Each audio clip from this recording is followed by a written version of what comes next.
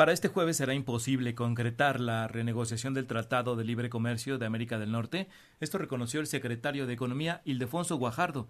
Guajardo precisó que a partir del 17 de mayo puede haber un acuerdo negociado en cualquier punto antes de que finalice la administración de Enrique Peña Nieto, pero señaló que será hasta la próxima legislatura para que el Senado pudiera aprobar un nuevo acuerdo comercial. En medio del fracaso de las negociaciones, el peso mexicano sufre una de sus peores embestidas frente al dólar, al cerrar las cotizaciones en 20 pesos con 20 centavos por billete verde. Para tener más información sobre cómo se llevaron a cabo las renegociaciones del Telecán, tenemos ya en la línea telefónica al doctor Clemente Ruiz Durán, profesor e investigador en el posgrado de Economía en la Universidad Nacional Autónoma de México. Muy buenos días, doctor. Muy buenos días, ¿cómo está usted? ¿Qué tal? Buenos días, doctor. ¿Qué fue lo que impidió que finalmente no se lograran concretar las renegociaciones del Telecán? Se impusieron las exigencias de Estados Unidos ante México y Canadá. Bueno, básicamente es la actitud un poco inestable por parte del equipo estadounidense en términos de cuáles eran las propuestas, sobre todo en reglas de origen, ¿no? Lo que están tratando de hacer Estados Unidos es imponer reglas de origen demasiado elevadas, ¿no? Que no se pueden cumplir porque parte de lo que sucede, pues es que, por ejemplo, un automóvil recibe partes de Asia, recibe partes de otros y se integran en México, y entonces lo que Estados Unidos quiere es elevar ese porcentaje que se integran únicamente con partes de América del Norte, es decir, Canadá, Estados Unidos y México, lo cual no es tan fácil de lograr porque la segmentación de la producción a nivel mundial lo que lleva es precisamente a que tengamos que estar haciendo importaciones pues de algunos países del este asiático, desde China, Japón, Corea, Vietnam, todo eso lo estamos haciendo y lo que ellos quieren es de que se cierre ese canal, ¿no? Entonces es un poco un ataque, dijéramos, no solamente a México, sino es un ataque sobre todo al comercio con Asia, que es lo que trae entre ojos el presidente Trump, ¿no? Y entonces México ha sido muy firme de que, bueno, los procesos de integración de un artículo tiene que ver cuáles son las mejores condiciones que se dan para poderlo integrar. Entonces, eso de las reglas de origen es lo que está poniendo una traba para que se pueda resolver de manera ágil y expedita la cuestión de la renegociación. Sí, doctor, el mes de mayo pues era la fecha límite para una eventual renegociación. ¿Cuál es la dependencia económica de nuestro país frente al Telecán? ¿Es real que México fue el más beneficiado con este acuerdo? ¿Cuál es el panorama ante el fracaso de esta renegociación? Mire, en realidad no podemos hablar de fracaso, sino que estamos hablando de que no se terminó la renegociación.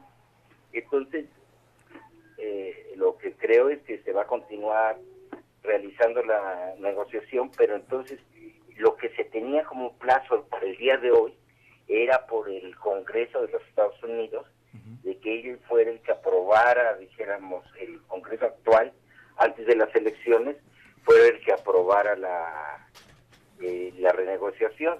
Pero entonces no es fracaso en términos de que no se termina, pues, es decir, no se desecha la negociación, sino que se va a continuar, pero ya no va a ser este Congreso de los Estados Unidos lo que lo pueda ratificar, ¿no? Bien, ahora, finalmente, doctor, el 1 de julio, pues es una fecha fundamental para saber quién ocupará la presidencia en nuestro país, y con la renegociación del tratado, ¿hay posibilidades de que una vez concluido el proceso electoral se retomen las negociaciones? Sí, yo creo que, dijéramos, las renegociaciones pueden seguir incluso durante el mes de junio, julio, sí. Y pudiéramos tener algunas noticias incluso antes de las elecciones, ¿no? Durante junio se podría terminar tal vez el proceso. Lo que no habría es la posibilidad de que el Congreso de Estados Unidos lo pudiera aprobar, y en México obviamente que será el nuevo Congreso el que tenga que ratificar, en nuestro caso, la renegociación. Entonces, yo creo que hay que ser cautos, ¿no? No hablar de que ya fracasaron las negociaciones, hablar más que nada de que es un proceso que continúa y que por lo mismo podríamos tener noticias incluso antes de las elecciones de México. Sí, doctor, ¿cuáles serían como los puntos más espinosos por lo cual está atorado este tratado? ¿Qué en lo que no se ponen de acuerdo? ¿Cuáles son, o si hay varios, o los más rijosos? No, le digo, el punto más difícil ahorita son las reglas de origen. Los otros han sido resueltos, ¿no? Y en realidad ese es el punto sobre el cual nos deberíamos estar fijando, ¿no? Reglas de origen, ¿qué? ¿Nos puedes explicar un poco? Sí, las reglas de origen es, mire, cualquier producto que se realiza en América del Norte recibe partes de los mismos países, es decir, de Canadá, Estados Unidos y México, pero recibe partes también para poderse armar, dijéramos un coche, ¿no? Sí. Recibe, por ejemplo, el volante de Japón, recibe los asientos de Vietnam, y entonces eso es lo que quiere Estados Unidos, de que haya un porcentaje mayor que sea dentro de la región de Estados Unidos, México y Canadá. Claro. Entonces, la cuestión aquí es de que, bueno, la producción como se realiza hoy día en el mundo es segmentado en términos de que se especializan los autoparteros, ¿no?, en cierta parte del coche y no en la totalidad. Entonces hay quienes tienen economías de escala produciendo, por ejemplo, algunos de los arneses, ¿no?, estos cables que llevan todos las comunicaciones electrónicas en los coches, los hacen algunas veces mejor en Japón o en Corea, y entonces lo que quiere Trump es que no, que ahora se vuelque todo hacia Estados Unidos o hacia Canadá para poder obtener esas cosas.